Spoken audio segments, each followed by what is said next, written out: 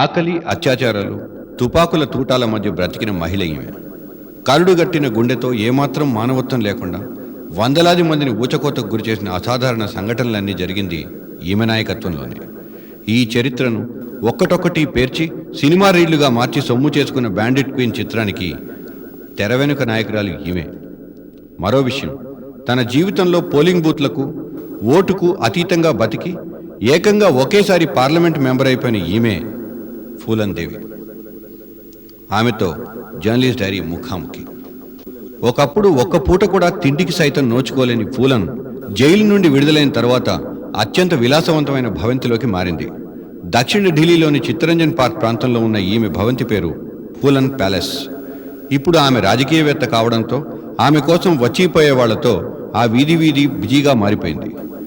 ఆమె కోసం వచ్చేవాళ్లలో కొంతమంది చిన్నా చితికా పనులను చేయించుకుందామని వస్తే, మరికొంతమంది ఆమె భవిష్యత్తులో ఏదైనా మంత్రి అయిపోతే ఉపయోగపడకపోతుందా అని వస్తూ ఉంటారు.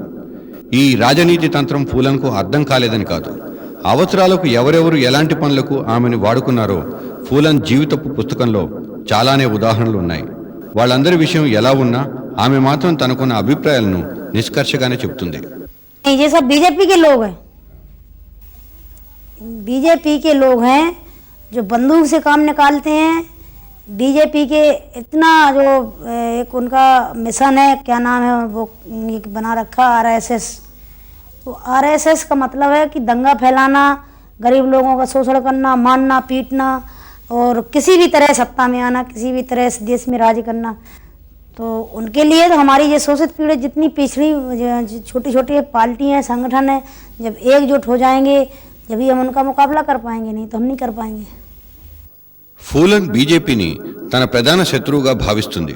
ఆర్ఎస్ఎస్ వంటి సంస్థలు రకరకాల ఆందోళనలకు కల్లోలం సృష్టించడానికి కారణమని చెబుతున్న ఆమె ఉత్తరప్రదేశ్ మాజీ ముఖ్యమంత్రి బీఎస్పీ నాయకురాలైన మాయావతిపై విసిరిన విసురులివి. मायावती क्या है? मायावती ने क्या देखा है?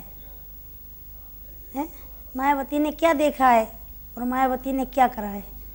गरीबी मायावती ने देखी नहीं, शोषण अत्याचार मायावती ने देखा नहीं। मायावती ने देखा पैसा पैसा पैसा। पैसा के लिए हमारे बाबा साहब का जो मिशन है, बाबा साहब का जो हाथी है, उसने जाके कभी इस खूंटा में बांधने का काम करा, कभी उस खूंटा में बांधने का काम करा। जहीं ज़्यादा पैसा मिल गया वहीं टिका दिया, बीजेपी के साथ हो गई। तो मायावती क्या है? मायावती तो बीजेपी के साथ है। जो बीजेपी एक पैसे वालों की पार्टी, 3 जातियों की पार्टी है बीजेपी, उसके साथ हमारी बहन मायावती अपना हाथी को लेके पीछे चल पड़ी। अपनी समाज बेच दी, सब दलित बेच दिया। क्या करा उसने मायावती ने? अगर उसने गरीबी देखी होती, दलितों के ऊपर अत्याचार देखा होता, गरीबों का शोषण देखा होता तो ऐसा नहीं करती। पर उसने पैसा देखा, पैसा की भूखी थी, जो कुछ करा पैसा के लिए करा। क्या विचार है मायावती के लिए? वो क्या करेगी, क्या कर सकती है? ఆంధ్రప్రదేశ్లో నక్సలైట్లు చేస్తున్న పని సరైనదేనని చెప్తున్న ఫూలన్ దేవి. देखो, हम भी पहले सोचते थे कि हर एक काम बंदूक से नहीं होता है, पर जब इलेक्शन में हमने देखा कि इतना बुरी तरह का अत्याचार, ये ठाकुर ब्राह्मण इतना ज़्यादा अत्याचार फैलाते हैं, तो मेरे की भी सोच में ऐसा आया कि नक्सलाइट जो भी करते हैं ठीक करते हैं। తన భార్య ఎన్నికల్లో నిలబడి గెలవటం తనకు ఎంతో సంతోషంగా ఉందని ఫూలన్ భర్త ఉమేష్ సింగ్ అంటాడు. ఆమె ఎన్నో అత్యాచారాలు చూసింది. ఆమె జీవితంలో ఎన్నో చేదు అనుభవాలు ఉన్నాయి. పేదరికాన్ని పూర్తిగా చూసిన ఫూలన్ వాళ్ల బాధల్ని, సమస్యల్ని అర్థం చేసుకోగలదు. ఆమెకు భర్తగా అందించవలసిన సహాయం, సహకారం ఎప్పుడూ నా వైపు నుండి ఉంటాయి. దేశం నలుమూలల నుండి వాళ్ళ సమస్యలు చెప్పుకోవడానికి ఎవరొచ్చినా నేను వాళ్ళకు అండగా నిలబడి నా భార్యకు తెలియజేస్తానంటాడు फूलन भर्ता उमेश सिंह। देखिए, मेरा तो ये मानना है कि उस ज़िंदगी में भी इसने समाज सेवा की और इस ज़िंदगी में तो आपके सामने कर ही रही है। वो समाज सेवा दूसरे तरह से की थी, अब जनता के सहयोग से समाज सेवा कर रही है।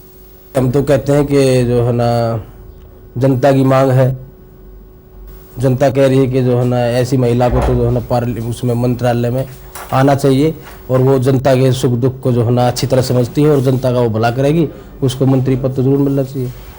जनता की मांग है, वो नहीं कहती, जनता की मांग है। अब बाकी जो है ना हाईकमान के ऊपर है, हाईकमान क्या सोचते हैं वो बात अलग। ఇక బ్యాండిట్ క్వీన్ పేరుతో తనపై శేఖర్ కపూర్ తీసిన సినిమాలో తనను నగ్నంగా చూపించిన 1-2 దృశ్యాలు తప్ప తనకేమీ పెద్దగా విభేదించాల్సింది లేదని పూలన్ చెప్పింది. और उसमें पूरी तरह से सही नहीं बता पाया, पर मेरा ऐतराज था उसमें कि 4 सीन कट के हम जिंदा हैं, एकदम नंगा घुमाना, रेप सीन। तो बस हमारी लड़ाई तो इसमें थी कि हम 4 सीन जो मतलब हटा के फिर दिखाओ। पर हमें कुछ हमारे वकील लोगों ने, कुछ हमारे भाइयों ने समझाया कि इस देश में जब ऐसा होता है तो क्यों तुम छुपाती हो, देखने दो दुनिया को। आप देखी हुए हैं फिल्म को? మీకు ఏ మంత్రి పదవి ఇష్టం అన్న ప్రశ్నకు పూలన్ తడుముకోకుండా పర్యావరణం అంటూ సమాధానం చెప్పింది. అసలు ఎందుకు ఈ పర్యావరణ మంత్రిత్వ శాఖ కావాలని అడిగితే జంతువులు, చెట్లు, చేమలు, వాటి సంరక్షణ అంటూ కొన్ని మౌలిక అంశాలను పూలన్ మాట్లాడగలిగింది. कि यही उद्देश्य है कि चुन के आ गए तो बस मंत्री बनना, जे बनना हमारा मुख्य उद्देश्य है। हम उस क्षेत्र की जनता के लिए कुछ कर पाए। पर्यावरण, आप पर्यावरण के बारे में क्या जानते हैं? पर्यावरण के बारे में ये जानते हैं, जैसे अपने क्षेत्र में, अपने इसमें जो बहुत से जानवर हैं, पक्षी हैं, तो इनको लोग मारते हैं, खामखा में मारते हैं और जंगल उजड़ते जा रहे हैं। जो आदिवासी हैं, जंगल में रहते हैं, जंगल क्षेत्र में रहते हैं, उनका तो कोई जरिए नहीं है, रोजी रोटी नहीं है। अगर जंगल उजड़ जाएगा या तो उनके लिए सरकार ज़मीन दे, बसाए किसी अच्छी जगह पे। ఇప్పుడు పూలన్ డాకురాణి కాదు, పశుపక్షాదుల్ని, కొండకోనల్ని, అందులోని గిరిజనుల్ని పలవరిస్తోంది. అయితే అత్యాచారాల మాటెత్తితే మాత్రం తుపాకీనే దానికి సమాధానం అని చెప్తుంది. ఆమెలోని ఆవేశం ఇప్పటి పార్లమెంటరీ విజయం వెనక్కి వెళ్ళిపోయింది. ఇక పార్లమెంట్ అభిభాషణల్లో మాత్రం ఆమె ప్రశ్నలకు జవాబులు దొరకకపోతే మంత్రులకు, అధికారులకు ప్రాణగండమేనా?